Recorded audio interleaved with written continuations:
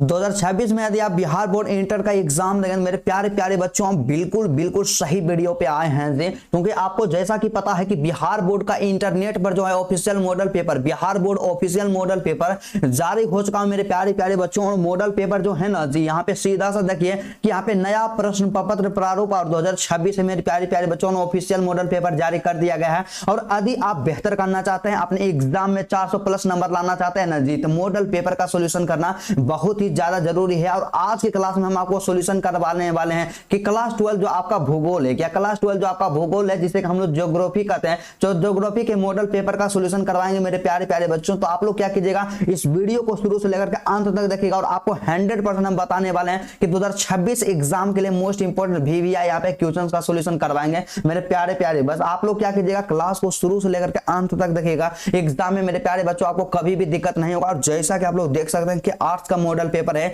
और सभी सब्जेक्ट का जारी कर दिया गया मेरे प्यारे प्यारे बच्चों। और आज के क्लास के अंतर्गत हम आपको सॉल्यूशन करवाने वाले हैं कि मॉडल पेपर का सेट 3 का सॉल्यूशन करवाएंगे। क्योंकि सेट 2 यहाँ पे 1 और 2 का सॉल्यूशन करवा दिए हैं, तो सेट 3 का सॉल्यूशन करवाएंगे। और आपको यहाँ पे केवल और केवल 5 सेट्स पढ़ के जाना मेरे प्यारे प्यारे बच्चों। और सभी का सभी प्रश्न आपका ज्योग्राफी का इसी से रहेगा मेरे प्यारे प्यारे बच्चों। तो चलिए सबसे पहले आपको क्या करना है, आप लोग एग्जाम देने के लिए जाइए। इसी तरह से मिलेगा खंड आ, उसमें रहेगा वस्तुनिष्ठ प्रश्न रहेगा मेरे प्यारे प्यारे बच्चों। और इसमें यहाँ पे जो निर्देश रहता है इसको जरूर आपको पढ़ना है। क्या कहता है मेरे प्यारे प्यारे बच्चों कि प्रश्न संख्या 1 से 70 तक के प्रत्येक प्रश्नों के लिए 4 विकल्प दिए गए, बिल्कुल सही है जी।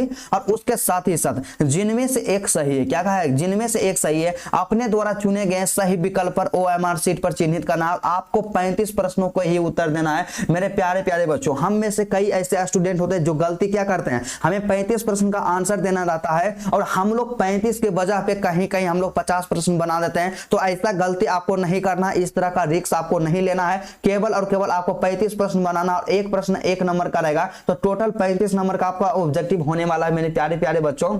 तो मेरे प्यारे प्यारे बच्चों सबसे पहला प्रश्न हमारे स्क्रीन पे यहाँ पे दिया गया कि नव निश्चयवाद संकल्पना का प्रतिपादन किसने किया था मेरे प्यारे प्यारे बच्चों। तो इसका जो सही आंसर होगा ना जी, ऑप्शन नंबर सी हो जाएगा। यहाँ पे ग्रिफिथ टेलर के द्वारा किया गया था। ऑप्शन नंबर सी को आप बिल्कुल सही कर लीजिएगा। और यहाँ पे 2 नंबर का प्रश्न है कि निम्नलिखित में से कौन मानव भूगोल का उपगाम नहीं है। क्या मानव भूगोल का उपगाम नहीं मेरे प्यारे बच्चों, इतना बार एग्जाम में पूछा गया ना जी। सबसे पहले आप इसको VVI कर दीजिएगा, मोस्ट इंपोर्टेंट है आपके एग्जाम के दृष्टिकोण से। तो क्या कि निम्नलिखित में से कौन मानव भूगोल का उपगाम नहीं है। तो इसका जो सही आंसर होगा ऑप्शन नंबर डी हो जाएगा, मात्रात्मक शांति होगा, क्रांति होगा। ऑप्शन नंबर डी होगा मेरे प्यारे प्यारे बच्चों, बिल्कुल सही होगा। और कहते हैं ना जी कि वक्त लड़कर जो नसीब बदल दे, इंसान वही जो तकदीर बदल दे मेरे प्यारे प्यारे बच्चों। तो चलिए 3 नंबर का प्रश्न है कि वो किसने कहा था, क्या किसने कहा कि मानव भूगोल अस्थिर पृथ्वी और क्रियाशील मानव के बीच परिवर्तन संबंधों का अध्ययन है मेरे प्यारे प्यारे बच्चों। यह जो कथन दिया गया था ना जी, ऑप्शन नंबर डी के द्वारा, मतलब एलन सी सैंपल के द्वारा दिया गया था। तो option number D is the correct answer. और वही बात करते हैं ना जी, यहाँ पे 4 नंबर का प्रश्न है कि सैन्य भूगोल जो है मानव भूगोल के किस क्षेत्र का उपक्षेत्र है मेरे प्यारे प्यारे बच्चों। काफी ज्यादा मोस्ट इंपोर्टेंट और खतरनाक प्रश्न हमारे एग्जाम के दृष्टिकोण से होने वाला है। और हम आपको बताते हैं ना जी, केवल और केवल आपको 5 गो सेट कराएंगे, 5 सेट का सोल्यूशन कर लीजिए, तमाम प्रश्न आपका इसी से छापने वाला है मेरे प्यारे प्यारे बच्चों। तो क्या है जी कि सैन्य भूगोल मानव भूगोल क्षेत्र किस मतलब किसके अधीन आता है। तो इसका जो सही आंसर होगा ऑप्शन नंबर डी हो जाएगा, राजनीतिक भूगोल के अंतर्गत आता है। Option number D is the correct answer मेरे प्यारे प्यारे बच्चों।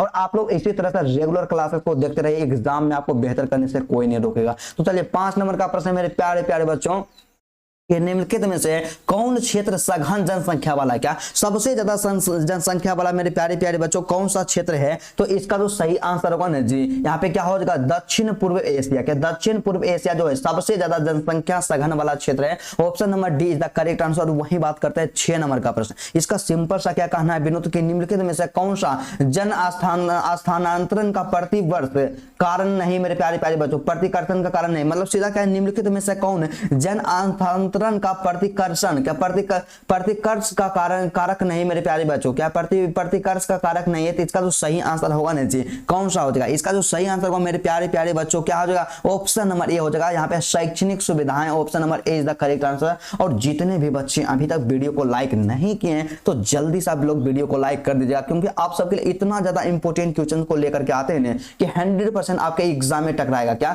100% आपके एग्जाम में टकराएगा मेरे प्यारे प्यारे बच्चों। तो चलिए 7 नंबर का प्रश्न क्या कहता है जी कि जनसंख्या वृद्धि दर सर्वाधिक अधिक है। बताइए जनसंख्या वृद्धि दर सबसे ज्यादा अधिक है कहां है मेरे प्यारे प्यारे बच्चों, काफी ज्यादा मोस्ट इंपोर्टेंट है। तो इसका जो सही आंसर होगा ना जी अफ्रीका का जनसंख्या वृद्धि दर सबसे ज्यादा अधिक है। ऑप्शन नंबर ए आपका बिल्कुल बिल्कुल सही आंसर होगा। और वही बात करते हैं 8 नंबर का प्रश्न, काफी ज्यादा मोस्ट इंपोर्टेंट है। और मेरे प्यारे बच्चों कहा जाता है ना जी कि काम करो ऐसा की पहचान बन जाए, हर कदम चलो ऐसा की निशान बन जाए। यहाँ जिंदगी तो हर कोई काट लेता है मेरे दोस्त, जिंदगी जियो इस कदर की मिसाल बन जाए। तो चलिए यहाँ पे क्या है मेरे प्यारे प्यारे बच्चों 8 नंबर का क्वेश्चन कि 1650 ईस्वी में विश्व की जनसंख्या कितनी थी। देखिए 1650 ईस्वी के बारे में बात कर लिया जाए तो विश्व की जो जनसंख्या थी ना मेरे प्यारे प्यारे बच्चों क्या था यहाँ पे 50 करोड़, क्या लगभग 50 करोड़ था। ऑप्शन नंबर जो आपका ये होगा बिल्कुल बिल्कुल सही आंसर होगा। और कई ऐसे बच्चे होते हैं जो 55 करोड़ मार देते हैं, बिल्कुल गलत होगा मेरे प्यारे प्यारे बच्चों। ऑप्शन नंबर जो आपका ये होगा बिल्कुल सही आंसर होगा और गलती का कोई चांस ही नहीं बनता, क्योंकि 12th ज्ञान का मतलब ही होता है क्वालिटी एंड कंटेंट होता है। और आपको जैसा कि पता है कि आपको जैसा कि पता है कि मेरे प्यारे प्यारे बच्चों आप सबके लिए मोस्ट इंपोर्टेंट क्वेश्चन को लेकर के आते हैं, तो कभी भी आप इग्नोर नहीं कीजिएगा, जितना बताया जा रहा है उस पर आप लोग ध्यान दीजिएगा। एग्जाम में मेरे प्यारे प्यारे बच्चों एक भी क्वेश्चन आपसे नहीं छूटेगा, क्या एक भी क्वेश्चन आपसे नहीं छूटेगा। इसलिए आप लोग क्या कीजिएगा क्लासेस को शुरू से लेकर के अंत तक देखिएगा। एग्जाम में तमाम प्रश्न आपका छपने वाला है, क्योंकि क्लास 12 जो आपका ज्योग्राफी है ना जी इतना ज्यादा इंपोर्टेंट क्वेश्चन को लेकर के आए जो आपके एग्जाम में 110% छपेगा। तो चलिए यहाँ पे 9 नंबर का प्रश्न हमारे पास जाएगा, काफी ज्यादा मोस्ट इंपोर्टेंट है मेरे प्यारे प्यारे बच्चों कि निम्नलिखित संख्या में से कौन जनसंख्या के कार्यशील आयु वर्ग का यहाँ प्रतिनिधित्व करती है मेरे प्यारे प्यारे बच्चों। तो इसका जो सही आंसर होगा क्या होगा, इसका जो सही आंसर होगा ना जी ऑप्शन नंबर डी हो जाएगा 15 से 59, क्या 15 से 59।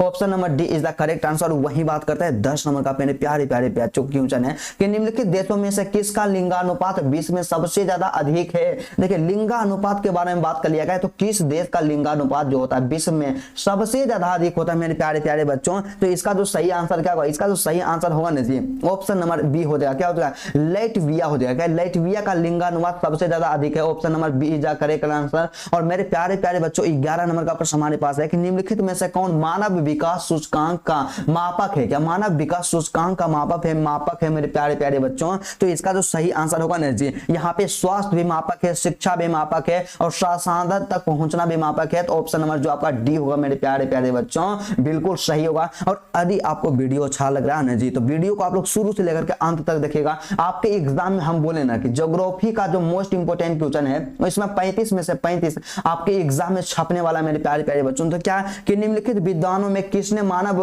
विकास सूचकांक प्रतिपादन किया मेरे प्यारे प्यारे बच्चों। तो मानव विकास सूचकांक जो प्रतिपादित किया गया ना ऑप्शन नंबर से यहाँ पे डॉक्टर महबूब उल हक के द्वारा काफी ज्यादा मोस्ट इंपोर्टेंट है, एग्जाम में कई बार पूछा गया है और इसलिए आप इसको VVI करना ना भूलिएगा, आपके एग्जाम के दृष्टिकोण से बहुत ही खतरनाक है। और नेक्स्ट प्रश्न के बारे में बात करते हैं जो तमाम स्टूडेंट के दिल को धड़कन को बढ़ाने वाला मेरे प्यारे प्यारे बच्चों। तो आपका दिल का धड़कन बढ़ने वाला है। तो क्या कहता है जी कि मानव विकास सूचकांक में विश्व के निम्नलिखित देशों में किसके कोटि उच्चतम है मेरे प्यारे प्यारे बच्चों। क्या मानव विकास सूचकांक में, क्या मानव विकास सूचकांक में विश्व के निम्नलिखित जो यहाँ पे देश दिया गया इसमें सबसे यहाँ पे कोटि किसकी उच्चतम है। तो इसका जो सही आंसर क्या होगा, इसका जो सही आंसर होगा मेरे प्यारे प्यारे बच्चों ऑप्शन नंबर ए हो जाएगा नॉर्वे का। क्या हो जाएगा नॉर्वे का। Option number A is the correct answer मेरे प्यारे प्यारे बच्चों। 14 नंबर का क्वेश्चन क्या कहता है विनोद, इसका कहना है ना जी कि फूलों की कृषि कहलाती है। आपको नहीं पता है मेरे प्यारे प्यारे बच्चों कि फूल का जो कृषि होता है उसे हम लोग क्या कहते हैं, उसे हम लोग कहते हैं पुष्पोत्पादन। मतलब पुष्पोत्पादन का मतलब क्या होता है, पुष्प का उत्पादन। ऑप्शन नंबर जो आपका डी होगा बिल्कुल बिल्कुल सही होगा। और उसके साथ ही साथ 15 नंबर का प्रश्न है कि सहकारी कृषि अधिक सफल रही है। क्या सहकारी कृषि जो है अधिक सफल रही मेरे प्यारे प्यारे बच्चों। तो कहां अधिक सफल रही है, तो सहकारी कृषि जो है डेनमार्क में। कहां है, डेनमार्क में सबसे ज्यादा अधिक सफल रही है। ऑप्शन नंबर जो आपका बी होगा बिल्कुल बिल्कुल सही आंसर होगा और आपके एग्जाम में छपेगा। आपको कहते हैं ना जी कि 12th ज्ञान का मतलब ही होता है क्वालिटी एंड कंटेंट होता है। आप विश्वास कीजिए एग्जाम में आपका बेहतर परसेंटेज जरूर आएगा, आपको थोड़ा सा भी डाउट नहीं करना है, ठीक है। तो क्या कि निम्नलिखित में से कौन रोपण फसल है, क्या निम्नलिखित में से कौन रोपण फसल मेरे प्यारे प्यारे बच्चों। तो इसका जो सही आंसर क्या हुआ, रोपण फसल के बारे में बात कर लिया गया कि रोपण फसल कौन सा है। तो इसका जो सही आंसर होगा मेरे प्यारे प्यारे बच्चों क्या हो जाएगा, ऑप्शन नंबर ए हो जाएगा रबर। क्या रबर जो है रोपण फसल है मेरे प्यारे बच्चों। Option number A is the correct answer. और मेरे दोस्तों अभी तक आपने वीडियो को शेयर नहीं किया। तो बस आपसे हम रिक्वेस्ट करना चाहते हैं जल्दी से वीडियो को शेयर कर दीजिएगा। चैनल पे नए हैं तो चैनल को सब्सक्राइब कर लीजिएगा, एग्जाम में आपको दिक्कत नहीं हुआ। तो चलिए 17 नंबर का प्रश्न है कि निम्नलिखित में से किसे कर्तन दहन कृषि भी कहा जाता है। मेरे प्यारे प्यारे बच्चों, आपको नहीं पता है जी कि कर्तन दहन कृषि बहुत बार एग्जाम में पूछा गया है। तो इसका जो सही आंसर क्या होगा, क्या इसका जो सही आंसर होगा मेरे प्यारे प्यारे बच्चों ऑप्शन नंबर सी हो जाएगा आदिम निर्वाह कृषि को। क्या आदिम निर्वाह कृषि को कर्तन दहन कृषि भी कहा जाता है। आपके एग्जाम के दृष्टिकोण से VVI है, और जब आप एग्जाम देने के लिए जाइएगा तमाम क्वेश्चन इसी से छपेगा ना, उस टाइम हमको थैंक यू आप जरूर बोलिएगा। तो चलिए 18 नंबर का प्रश्न मेरे प्यारे प्यारे बच्चों कि निम्नलिखित में से कौन द्वितीयक आर्थिक क्रियाकलाप है। क्या द्वितीयक आर्थिक क्रियाकलाप कौन सा है मेरे प्यारे प्यारे बच्चों। तो इसका जो सही आंसर होगा ना जी, ऑप्शन नंबर यहां से डी हो जाएगा लौह परगलन। क्या लौह परगलन है यहाँ पे क्या है, द्वितीयक आर्थिक क्रियाकलाप यहाँ पे क्रियाकलाप है। और 19 नंबर का प्रश्न है कि निम्नलिखित में से कौन कृषि आधारित उद्योग है। क्या कृषि आधारित कौन सा उद्योग है मेरे प्यारे प्यारे बच्चों। इसका जो सही आंसर क्या होगा, क्या इसका जो सही आंसर हम लोग जानते हैं कि जूट उद्योग जो है कृषि आधारित उद्योग है। ऑप्शन नंबर जो आपका डी होगा बिल्कुल सही आंसर होगा, क्योंकि मेरे प्यारे बच्चों आपको यहाँ सिंपल सा समझना है कि यहाँ पे देखिए सीमेंट उद्योग कृषि आधारित उद्योग नहीं है, इस्पात भी कृषि आधारित उद्योग नहीं है, और चमड़ा जो जानवर से प्राप्त किया जाता है कृषि आधारित उद्योग नहीं है। तो ऑप्शन नंबर जो आपका होगा जूट उद्योग कृषि आधारित उद्योग है। ठीक है, तो चलिए उसके बाद 20 नंबर का प्रश्न मेरे प्यारे प्यारे बच्चों कि निम्नलिखित में से कौन वन आधारित उद्योग है। वन पे आधारित कौन सा उद्योग है मेरे प्यारे प्यारे बच्चों, आपको नहीं पता है जी कि कागज जो है वन आधारित उद्योग है। ऑप्शन नंबर जो 20 का ये होगा मेरे प्यारे प्यारे बच्चों बिल्कुल सही आंसर होगा। और उसके साथ ही साथ अगला जो 21 नंबर का प्रश्न हमारे स्क्रीन पे शो हो रहा है, क्या कहता है यहाँ पे सिंपल साइज का कहना है मेरे प्यारे प्यारे प्यारे बच्चों कि खनन क्रियाकलाप है। क्या खनन क्रियाकलाप जो है किस प्रकार के क्रियाकलाप है मेरे प्यारे प्यारे बच्चों। तो खनन क्रियाकलाप आप लोग याद रखिएगा जीवन में कि प्राथमिक क्रियाकलाप है। कैसा क्रियाकलाप है, प्राथमिक क्रियाकलाप है। ऑप्शन नंबर जो आपका ये होगा मेरे प्यारे प्यारे बच्चों बिल्कुल सही आंसर होगा। और मेरे दोस्त कहा जाता है ना जी कि बेहतर से बेहतर की तलाश करो, मिल जाए नदी तो समंदर की तलाश करो, टूट जाता है शीशा पत्थर की चोट से, टूट जाए पत्थर ऐसा शीशा तलाश करो मेरे प्यारे बच्चों। तो लगातार आप लोग मेहनत कीजिएगा, क्योंकि मेहनत का कोई भी शॉर्टकट नहीं होता है, आपको मेहनत करना ही पड़ेगा। यदि आप बेहतर करना चाहते हैं तो आप लोग दिन रात मेहनत कीजिए, लगातार मेहनत कीजिए, और इतना मेहनत कर दीजिए ना जी कि एग्जाम के बाद आपको पछतावा करना ना पड़े। ठीक है, तो चलिए यहाँ पे क्या कि निम्नलिखित में से कौन पंचम क्रियाकलाप है। क्या पंचम क्रियाकलाप कौन सा है मेरे प्यारे प्यारे बच्चों। तो इसका जो सही आंसर होगा ना जी क्या हो जाएगा, इसका जो सही आंसर होगा ऑप्शन नंबर डी हो जाएगा। क्या हो जाएगा, वाह स्रोतन हो जाएगा। Option number D is the correct answer. उसके साथ ही साथ 23 नंबर का प्रश्न का क्या कहना है विनोद कि रेल मार्ग के जाल का सघनतम घनत्व है। क्या रेल मार्ग के जाल का सबसे ज्यादा सघनतम घनत्व कहां पे मेरे प्यारे प्यारे बच्चों। तो इसका सही आंसर होगा ना जी क्या हो जाएगा, ऑप्शन नंबर डी हो जाएगा। संयुक्त राज्य अमेरिका में रेल मार्ग का सबसे ज्यादा सघनतम यहाँ पे घनत्व है। Option number D is the correct answer. और उसके साथ ही साथ 24 नंबर का प्रश्न काफी ज्यादा मोस्ट इंपोर्टेंट है। क्या कहता है कि बृहद ट्रक, यहाँ का बृहद ट्रक मार्ग संबंधित है मेरे प्यारे प्यारे बच्चों।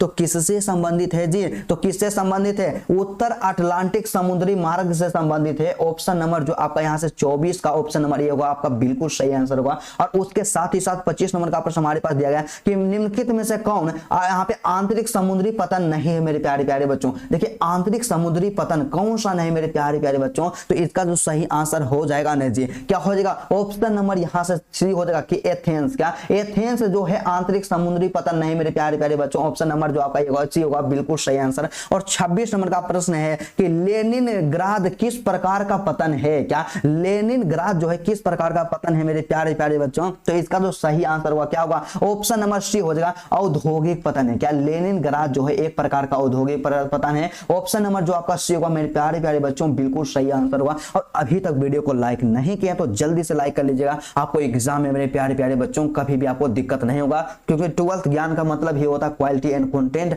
और हम हमेशा आप सबके लिए VVI ऑब्जेक्टिव को लेकर के आते हैं। तो क्या है कि विश्व के व्यापार संगठन का मुख्यालय कहाँ है। क्या विश्व के व्यापार संगठन का मुख्यालय कहाँ है। बचपन में हम इसको याद किए थे और अभी तक हमको याद है कि जेनेवा में है। कहाँ है, जेनेवा में है। विश्व व्यापार संगठन का मुख्यालय जेनेवा में है। काफी ज्यादा मोस्ट इंपोर्टेंट है, एग्जाम में पूछा जाता है। तो चलिए यहाँ पे 28 नंबर का प्रश्न है कि चैनल यहाँ पे क्या चैनल टनल जोड़ता है। क्या चैनल टनल जो जोड़ता है मेरे प्यारे प्यारे बच्चों किसको जोड़ता है। तो चैनल टनल जो होता है ना जी पेरिस को लंदन से जोड़ता है। ऑप्शन नंबर जो आपका यहाँ से ए होगा बिल्कुल सही आंसर होगा मेरे प्यारे प्यारे बच्चों। और आप लोग वीडियो को लाइक करते जाइएगा, चैनल पे नए हैं तो सब्सक्राइब करते जाइएगा, क्योंकि आपका सभी सब्जेक्ट का सॉल्यूशन हम लोग करवाते हैं। तो क्या है कि निम्नलिखित दक्षिण अमेरिकी देशों में कौन आपेक का सदस्य है, क्या कौन आपेक का सदस्य मेरे प्यारे प्यारे बच्चों। तो आपेक के सदस्य के बारे में बात कर लिया जाए तो यहाँ पे क्या हो जाएगा, ऑप्शन नंबर यहाँ से डी हो जाएगा, वेनेजुएला का। वेनेजुएला जो है आपेक के सदस्य मेरे प्यारे प्यारे बच्चों, option number D is the correct answer. और वही बात करते हैं ना जी अगला क्वेश्चन के बारे में। तो प्रश्न संख्या जो हमारे पास 30 दिया गया, क्या 30 नंबर का दिया प्रश्न दिया गया, काफी ज्यादा मोस्ट इंपोर्टेंट एग्जाम में टकराने वाला मेरे प्यारे प्यारे बच्चों। क्या कहता है जी कि लैटिन अमेरिका, क्या लैटिन अमेरिकन, क्या लैटिन अमेरिकन यहाँ पे इंटीग्रेशन एसोसिएशन, क्या इंटीग्रेशन एसोसिएशन का मुख्यालय क्या है मेरे प्यारे प्यारे बच्चों, मुख्यालय कहां है बताइए। इसका सही आंसर क्या होगा, तो इसका सही आंसर जो होगा ना विनोद, ऑप्शन नंबर सी हो जाएगा। क्या हो जाएगा, माउंट, यहाँ पे क्या होगा माउंट वीडियो हो जाएगा, ऑप्शन नंबर जो आपका सी होगा बिल्कुल सही आंसर होगा। और वही बात करते हैं ना जी 31 नंबर का प्रश्न काफी ज्यादा मोस्ट इंपोर्टेंट है कि निम्नलिखित आर्थिक क्रियाकलापों में कौन ग्रामीण, यहाँ पे ग्रामीण